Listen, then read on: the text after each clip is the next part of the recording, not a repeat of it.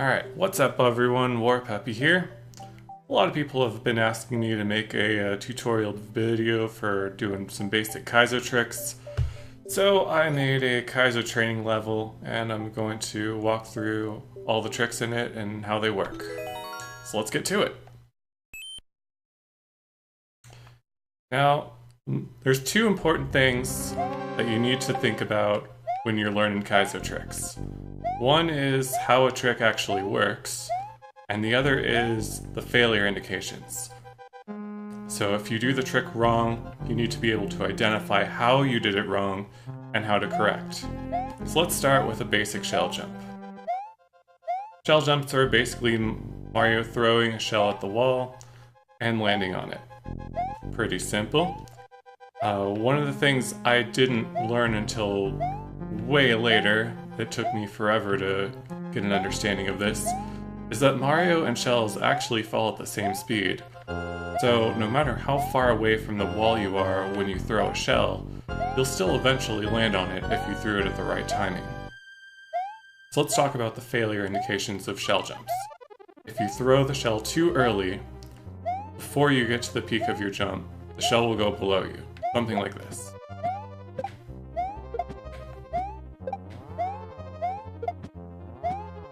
And then if you throw it too late, after you start descending from your peak, you'll either get hit by the shell if you're just slightly too late, or the shell will fall above you if you're way too late.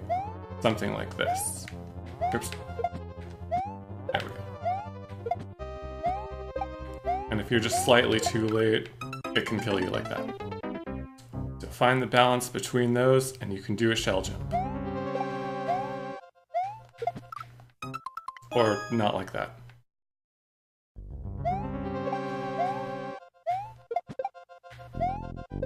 Next trick I want to go over is a shell drop.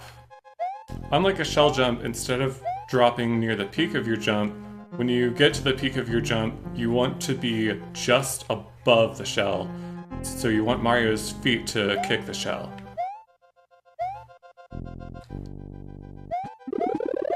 So that's sort of the setup. As you can see there, I dropped it just slightly too early. And the failure indication for dropping it too early is the shell goes below you.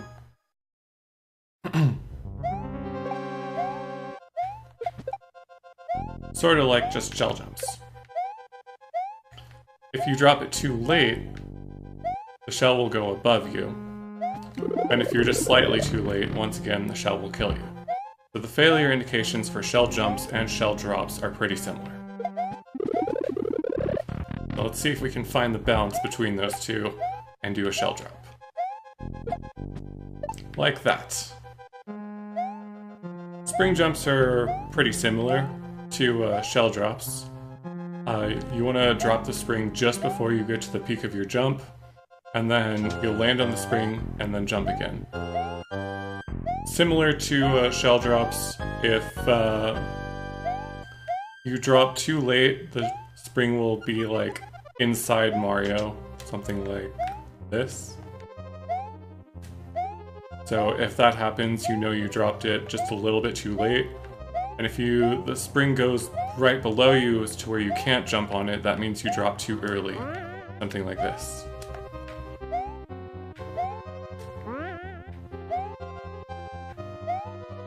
So once again, that's just find the balance between those two and know how to adjust when you're wrong, and there's your spring jump.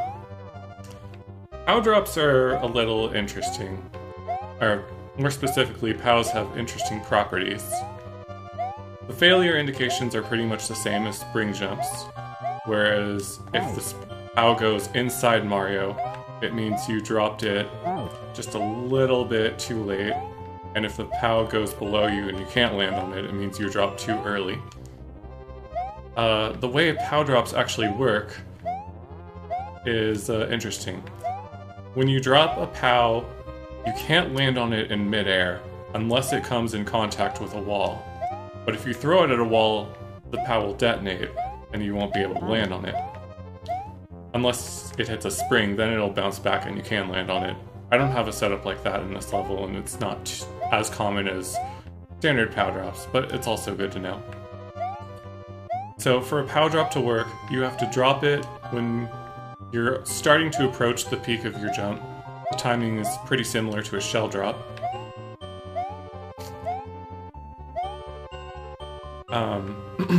And once you have the POW hit a wall, then you're able to jump off of it. So as soon as Mario lands on it, jump immediately.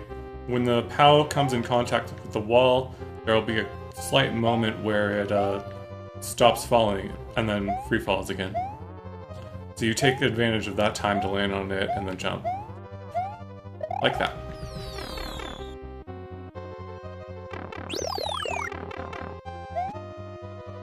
So the next trick is Ruin P-switch jumps. I'm not a fan of this trick, but a lot of people put them in their levels, and it's an important Kaizo trick to learn.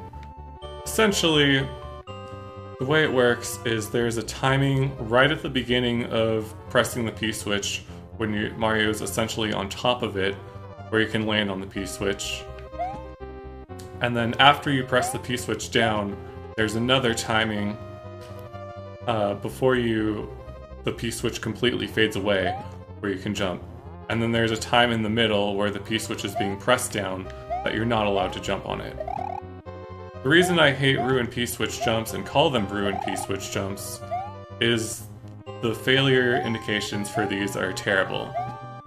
If you're going for the early timing or going for the late timing, doesn't matter. If you press jump too early, you'll fall through the P-switch and hit the spike. If you hit between the two timings, you'll fall through the P-switch and hit the spike with no jump input. And then if you're too late for the late input, you'll fall through the P-switch and hit the spike. So no matter what you do wrong, the failure indication is the same. So you just have to kind of get a muscle memory for the timings. The best trick I can recommend for trying to learn how to do Ruin P-switch jumps is to press B and then roll your thumb over A immediately, like a couple frames apart. So you'll get two chances to have a jump input when you're attempting to jump on a P-switch. See right there, I'm not completely sure what I did wrong. I think I was in the center of the timings. I'm going for the early timing. It looks like that. And then the late timing looks something like this. You could maybe see that I jumped off of it a little bit slower. But yeah, these switches, you just kind of have to learn them. Spin drops work something like this. If that was too early, I dropped it too late, so the shell went above me. And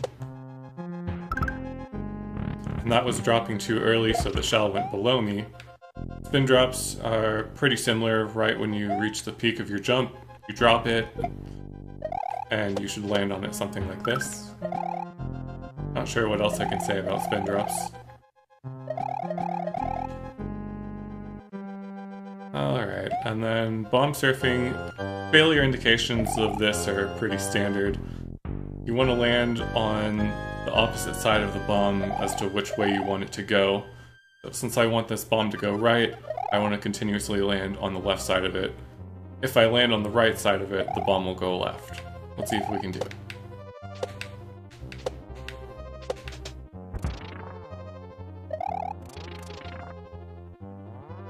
And then there's the good old bomb ladder.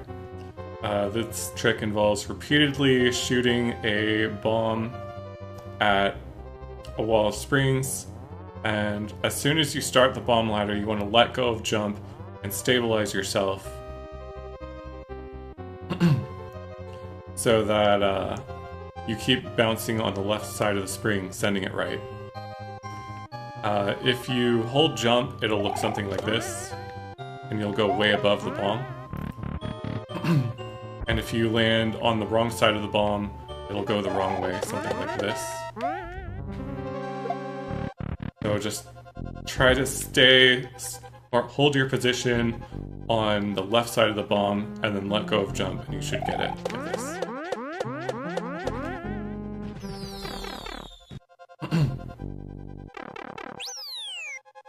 Alright. Oh dear, this level has a midair. This looks hard. Let's see if there's any other options. Alright, so we have a choice between a donut path and a Yoshi path. Let's see what the Yoshi path is like. Alright, now this is called a Yoshi murder jump. If you see one of these in a level, you should look for another path. You don't want to murder Yoshi under any circumstances. And then, if there's no other path, you press start like this, and then hit the exit course button like this. Fortunately for this level, there's a couple other paths we can work with. So let's check out those before we completely give up on this.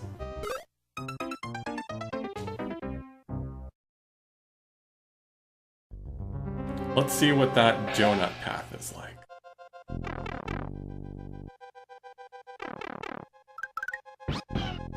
Well, this doesn't look very fun. It's just waiting for donuts.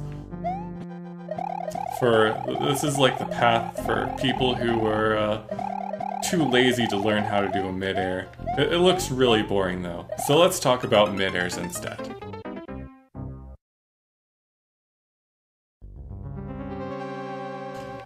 So midairs are considered to be one of the more advanced Kaizo tricks.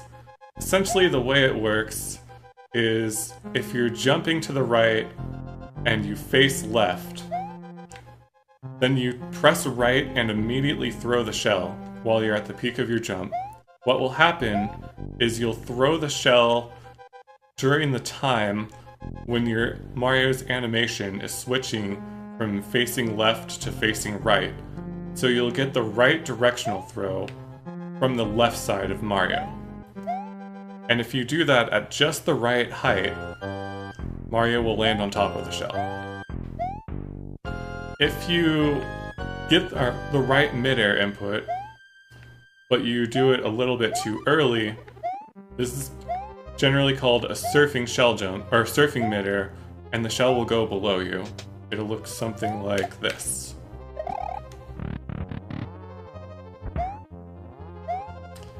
And if you do it too late, the shell will either go above you and fall with you, so when you land, it'll shellmit. Or if you're just slightly too late, you could get a shellmit on immediately. Something like that.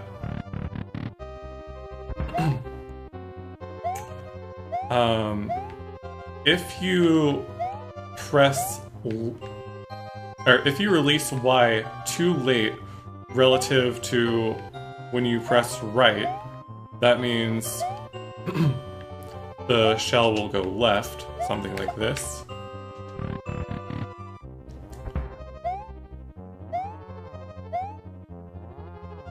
Or, did I say too late? I meant too early. So if you don't look right before you release Y, it'll be too early. That's what I meant. Something like that. And if you do release Y too late, like I was saying, you'll look right and then throw the shell. So if you release Y after the animation of Mario switching directions, that means the shell will go right. Something like that. So. You want to release Y exactly during the animation of Mario switching from left to right.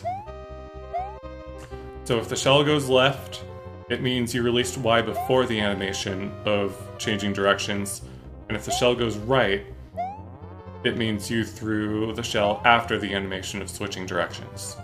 And then once again, the other failure indications where you get the midair input correct, if you get the midair input correct but it goes below you, that means you had the right midair input timing, but you did the input too early relative to the top of your jump.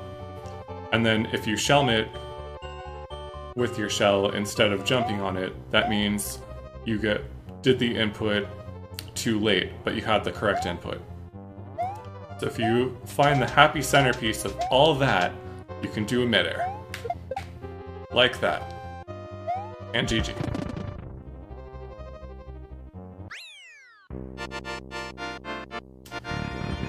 So that's a good sample of basic Kaizo tricks that you'll see in a lot of Kaizo levels.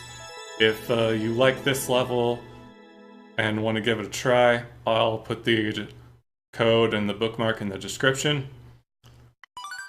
And if you have any other Kaizo tricks not showcased in this level that you want to learn about, the best way to do it is first learn how the trick works and why it works, and then you want to practice intentionally doing your inputs to the trick too early or intentionally doing the inputs to your trick too late, just so you know what to look for as far as failure indications go. So when you're trying to do the trick correctly and it doesn't work, you need to know how to adjust to make sure it does work.